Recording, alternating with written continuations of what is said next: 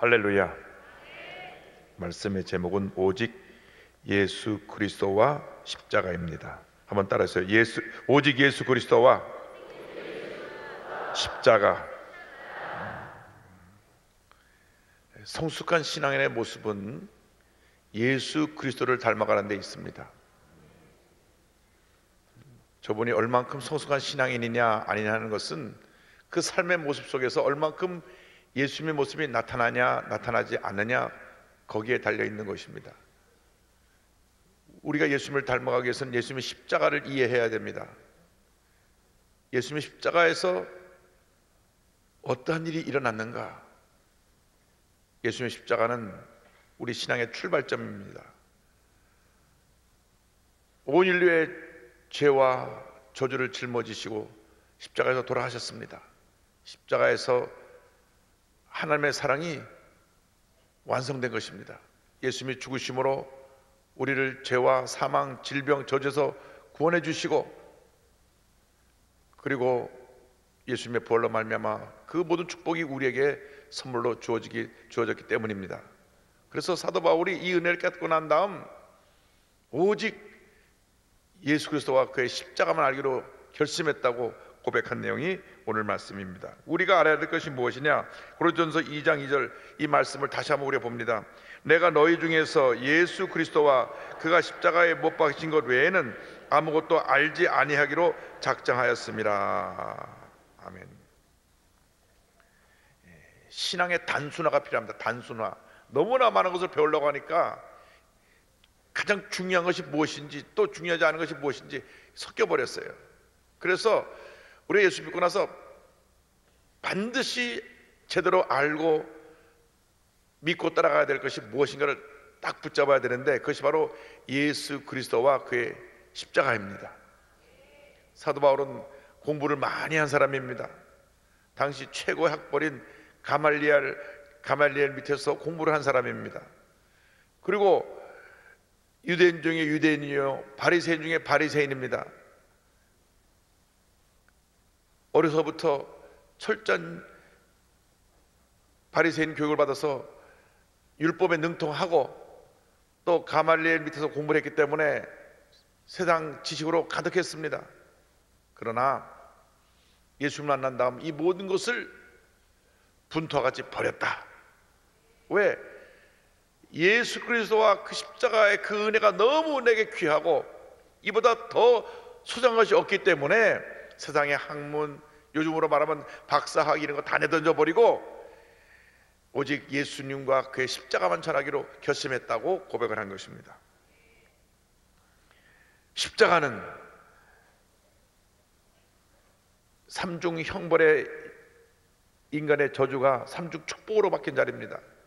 아담과 하와가 죄를 짓고 타락한 이후에 영이 죽었습니다. 하나님과 나와의 관계가 끊어져 영이 죽고 첫 번째 형벌입니다. 둘째로 환경이 저주를 받고 가시온곡기가 땅에서 나오고 환경의 저주를 받게 되고, 셋째로 흙으로 왔으니 흙으로 돌아갈 것이나 세 번째 형벌은 우리가 질병과 사망으로 죽음을 맞이하게 된다고 하는 형벌이었습니다.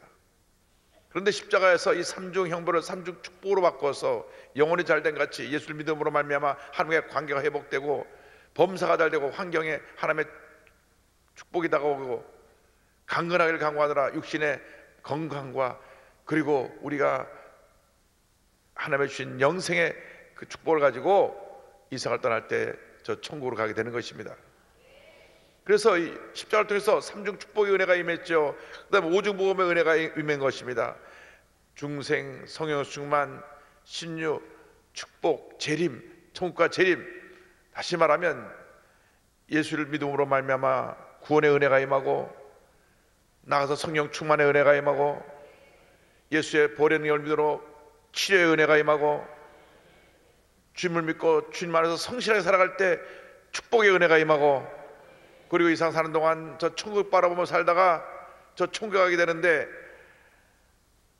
살아계실 때 예수님의 재림을 맞이하면 우리 재림주로 오신 예수님을 맞이하게 될 것이고, 그 전에 우리가 부름을 받으면 저 천국에 가게 될 것입니다. 그래서 이 삼중 축복, 오중 복음의 은혜가 십자가를 통해서 우리에게 이루어진 것입니다. 그래서 우리는 예수 믿고 난 다음 이 십자가의 은혜를 전해야 되는 것입니다. 내가 평생 잘할 것은 예수님의 십자가 하나밖에 없습니다. 십자가를 자랑하고 살면 어떻게 되느냐? 우리의 모습이 예수님 모습을 닮아가게 됩니다. 우리 삶의 궁극적인 목적은 작은 예수가 되는 것입니다. 작은 예수가 되는 거예요. 속사람은 예수의 모습을 닮아가고 겉사람은 예수님의 모습을, 예수님을 만방에 전하는 이러한 모습이 바로 작은 예수입니다. 우리가 변하지 않으면 이 세상은 변하지 않습니다. 왜 저 사람이 안 변하냐 그렇게 얘기하지 말고 내가 왜 안 변할까? 내가 문제라는 것을 먼저 알아야 됩니다. 그래서 이 변화받기 위해서, 변화되기 위해서 필요한 것이 성령의 능력입니다. 성령의 나타나심과 능력에 대해서 2장 4절에 말씀합니다. 내 말과 내 전담이 설득력 있는 제 말로 하지 아니하고 다만 성령의 나타나심과 능력으로 하여. 그래서 우리가 작은 예수로 살기 위해서는 성령 충만을 받아야 됩니다. 성령 충만 어떻게 받느냐? 말씀 붙잡고 간절히 기도하면 성령 충만의 은혜가 임합니다. 성령 충만의 은혜가 임하면 염려, 근심, 걱정 다 사라져버리고 마음에 샘 솟는 기쁨이 넘쳐나요. 샘 솟는, 내게 샘 솟는 기쁨. 그래서 그저 늘 싱글벙글 합니다. 왜? 성령의 은혜가 내게 임했기 때문에. 인상 찌푸리고 다니는 것은 절대 성령의 역사가 아닙니다. 그건 자기 감정의 역사예요. 하나님은 인상파 별로 안 좋아하세요. 늘 기뻐하고 감사하고 내 속사람과 싸워서 승리하고, 그래서 은혜가 충만해야 되는데 말씀 들을 땐 할렐루야 아멘 했는데 예배 끝나고 나가다가 내 차 앞을 누가 가로막았는데 나타나질 않는 거예요. 분통이 터져갖고 이 사람이 지금 나는 각발 차를 빼야 돼, 차를 빼냐고. 좀 있다 보니까 한 4, 5분 있다 그 차 앞을 가로막은 사람 많으니까 막 소리를 지르는 거예요. 같은 교인들인데 이분이 화장실 갔다 조금 늦게 왔는데 은혜 받고 다 쏟아버려요. 주차장에서. 사람이 신년축복 새벽기도에 많이 나오다 보니까 끝나고 나가면서 막 밀어가지고 밀리면서 다 은혜 쏟는 거예요. 그러지 말고 우리가 은혜 받은 사람답게 질서 있게 앞에 차가 막았으면 좀 기다리고, 기다림도 은혜입니다. 기다리는 것도 은혜예요. 내가 사업은 못 기다릴 게 없잖아요. 30초를 못 기다리고 막 소리 지르고 막 핸드폰으로 가라고 어떻게 왔니 빨리 전화 걸고. 그렇게 우리가 감정을 폭발시키면 여기 우리가 은혜 받고 기도하는 것이 내 삶에 아무런 변화 가져오지 않았다고 하는 것이 아닙니까? 그러니까 우리가 은혜 받은 사람은 은혜 받은 사람답게 사는 것이 그 다음에 중요한데 성령의 능력이 강하게 임해서 삶이 달라져야 된다니까요. 못된 성격도 다 뜯어 고쳐야 돼요. 왜 그 못된 성격 가지고 살라 그래요? 다 뜯어 고쳐야 돼요. 소리 지르는 사람 있으면 그러지 마세요. 소리 지르지 말게 해야지. 같이 소리 지르고 있어요. 그러면 안 됩니다. 우리가 예수 믿는 사람은 달라져야 됩니다. 성격도 달라져야 되고 성품도 달라져야 됩니다. 예수님 모습을 닮아가야 됩니다. 절대로 올해는 구역 식구끼리 다투지 말고, 기도 올라가면서 버스에서 안에서 싸우지 말고, 전체 다 보고 올라온다니까요. 욕하지 말고, 나가면서 막 밀지 말고, 그리고 교회 내에서는 막 반말하는 거 아니에요. 존댓말로 그러셨어요. 그러지. 비켜. 그렇게 되면 듣는 사람이 상처를 받으니까. 그래서 우리가 새해에는 정말 예수님 닮은 거룩한 모습으로 변화되기를 바랍니다. 죄와 싸워 이기고 내 삶은 거룩해지고 하나님의 영광을 나타내는 그런 삶이 돼야 되는데 내 힘으로 안 돼요. 성령이 도와주셔야 돼요. 성령이 강하게 나를 역사해 줘서 내 못난 성격도 붙잡아 주시고 나의 그 급한 성격도 좀 누그러뜨려 주시고 막 분노하는 것도 좀 눌러서 분노하지 않게 만들어 주셔야 내가 되는데 하루아침에 되는 건 아니고 말씀 잡고 기도하고 또 기도하고 기도하고 또 기도하고 기도하고 또 기도하면 반드시 그렇게 됩니다. 성령께서 우리에게 가르쳐 주십니다. 2장 10절 13절에 오직 하나님이 성령으로 이것을 우리에게 보이셨으니 성령은 모든 것 곧 하나님의 깊은 것까지도 통달하시느니라. 사람의 일을 사람의 속에 있는 영 외에 누가 알리요? 이와 같이 하나님의 일도 하나님의 영 외에는 아무도 알지 못하느니라. 무슨 말씀인가 하니 우리가 하나님의 뜻을 어떻게 하느냐? 성령의 도우심을 통해서 하나님의 뜻을 알 수 있다는 것입니다. 주의 뜻을 알기 원합니다. 우리가 평생 그 기도 제목인데 하나님의 뜻은 다 이 말씀 속에 담겨 있습니다.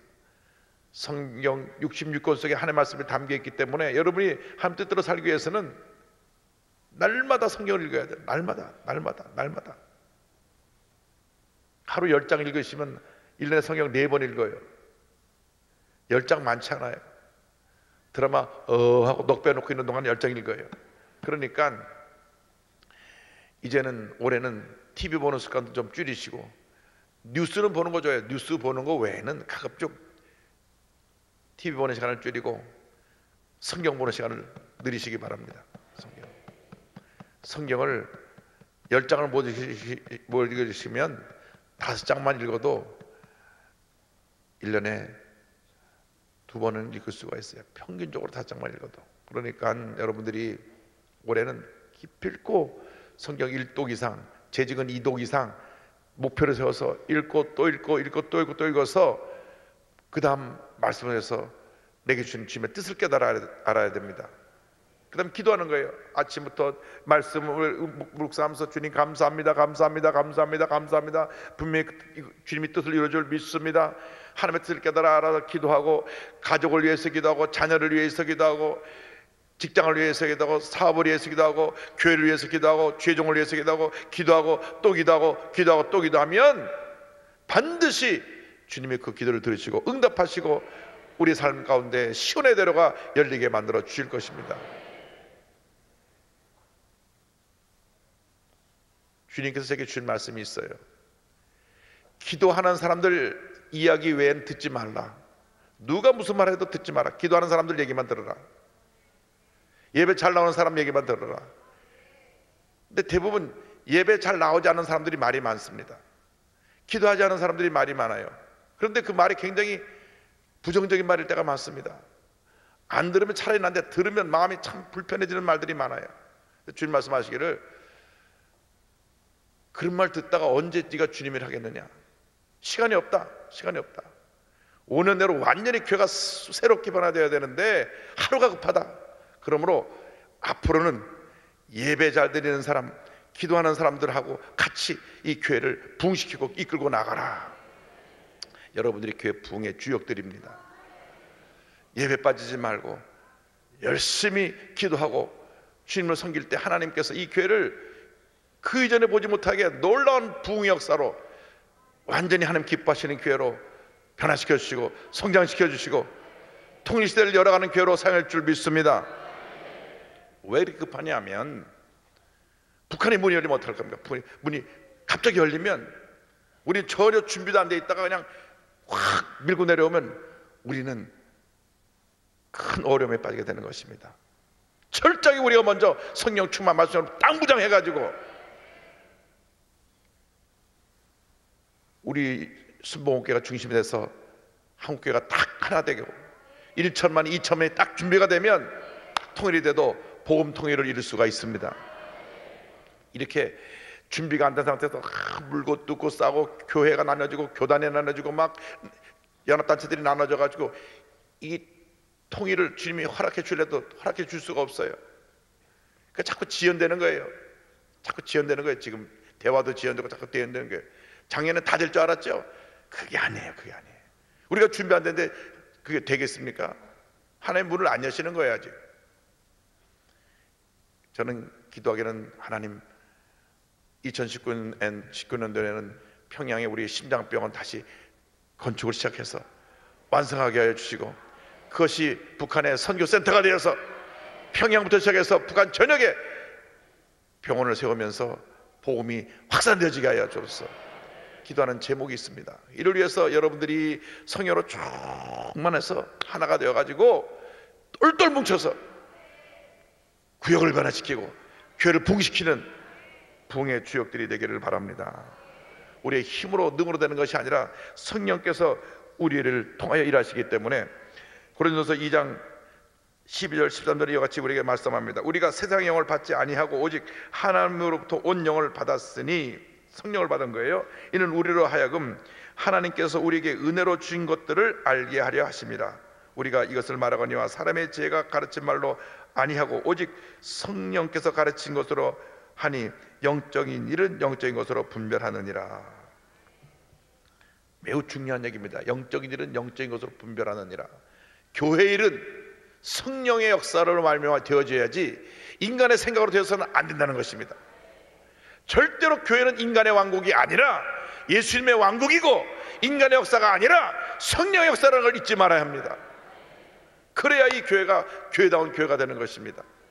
문제가 생기는 교회마다 왜 문제가 생기느냐? 예수님의 왕국이 아니라 인간의 왕국이 되니까 싸우는 것입니다. 싸움은 마귀 역사요, 하나 되면 성령의 역사인데, 우리 교회는 주님 오실 날까지 어떤 경우에도 분열되지 아니하고 싸우지 아니하고 하나 되어서 성령 충만하여서 위대한 하나님의 역사를 이루는 교회가 될 것입니다.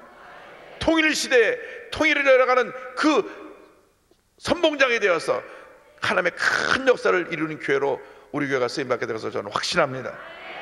성령이 하시는 음성을 듣고 영적으로 분별해서, 올해는 여러분 세상의 음성을 듣고 흔들리지 말고 주님의 음성을 듣고 결단하고 순종하고 주님 기뻐하시는 일만 하시길 바랍니다.